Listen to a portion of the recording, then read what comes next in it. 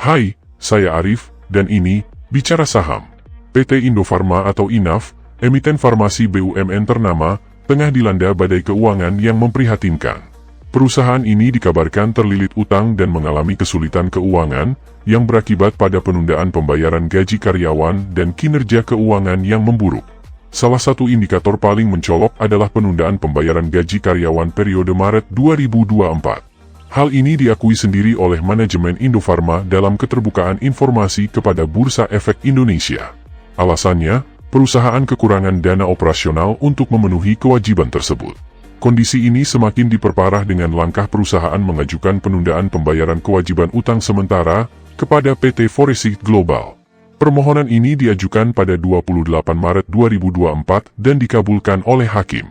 Lebih dalam lagi, laporan keuangan Indofarma menunjukkan kinerja yang mengkhawatirkan.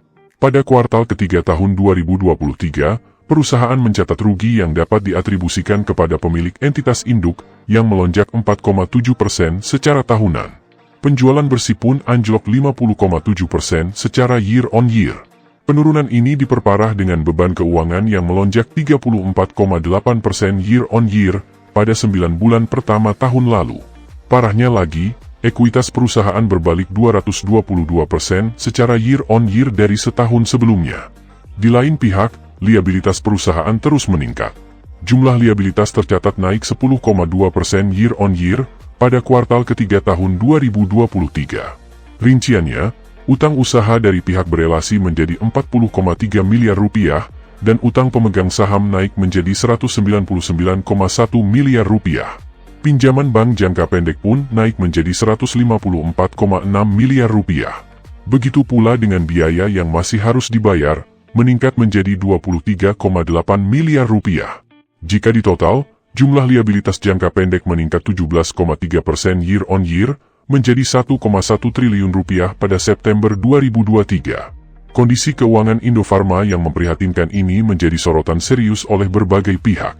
Penundaan gaji karyawan, kinerja keuangan yang memburuk, dan liabilitas yang tinggi, menjadi indikator kuat adanya permasalahan internal yang perlu segera dibenahi. Pemerintah sebagai pemegang saham mayoritas perlu turun tangan untuk membantu menyelesaikan krisis ini. Langkah penyelamatan dan restrukturisasi keuangan perlu dilakukan agar Indofarma dapat kembali bangkit dan berkontribusi pada sektor kesehatan di Indonesia. Masalah keuangan Indofarma ini menjadi pengingat bagi investor untuk lebih berhati-hati dalam berinvestasi di perusahaan BUMN. Transparansi dan akuntabilitas keuangan menjadi kunci utama untuk menghindari terulangnya krisis serupa di masa yang akan datang. Lalu, bagaimana kondisi fundamental dari Indofarma saat ini? Ayo kita review. Tapi sebelum itu, yuk di like, share, dan subscribe sebagai bentuk apresiasi dan membantu perkembangan channel ini. Terima kasih.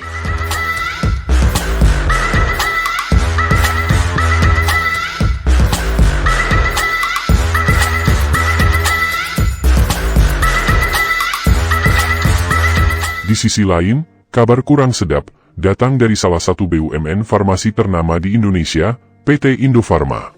Kinerja keuangan perusahaan di kuartal ketiga 2023 menunjukkan tren yang mengkhawatirkan, dengan laba yang merugi, ekuitas minus, dan arus kas yang negatif.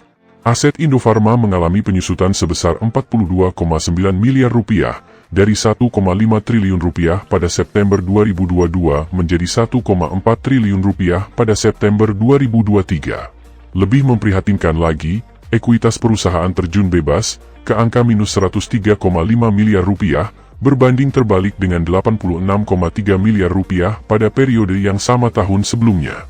Pendapatan Indofarma anjlok 50,7%, dari 904,8 miliar rupiah menjadi 445,7 miliar rupiah di kuartal ketiga 2023. Di sisi lain, beban pokok penjualan turun dari 828,5 miliar rupiah menjadi 435,4 miliar rupiah.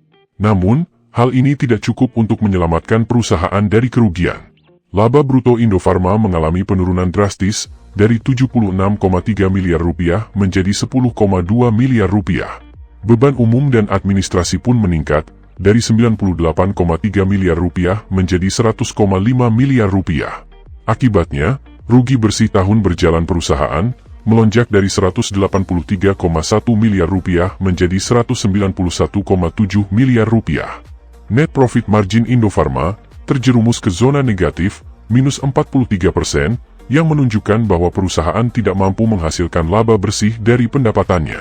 Lebih parah lagi, debt-to-equity ratio mencapai minus 1.515,4%, menandakan bahwa liabilitas jauh lebih besar daripada ekuitas. Arus kas yang digunakan untuk aktivitas operasi Indofarma tercatat sebesar 188,6 miliar rupiah pada kuartal ketiga 2023. Nilai total arus kas pun mengalami penurunan 60 miliar rupiah hingga akhir September 2023. Meskipun kas dari aktivitas pendanaan didapatkan 129,5 miliar rupiah, hal ini tidak cukup untuk menutupi arus kas negatif dari aktivitas operasi. Kinerja keuangan Indofarma di kuartal ketiga 2023 menunjukkan gambaran yang memprihatinkan. Aset menurun, ekuitas minus, pendapatan anjlok, laba bruto turun, rugi bersih meningkat, net profit margin negatif, debt-to-equity ratio tinggi, dan arus kas negatif. Kondisi ini menjadi tantangan berat bagi Indofarma untuk bangkit dari keterpurukan. Diperlukan langkah strategis dan restrukturisasi menyeluruh untuk memperbaiki kinerja keuangan dan menyelamatkan perusahaan dari jurang kebangkrutan. Sebagai investor, penting untuk selalu memantau perkembangan Indofarma dan menganalisis faktor-faktor yang melatar belakangi kondisi keuangannya.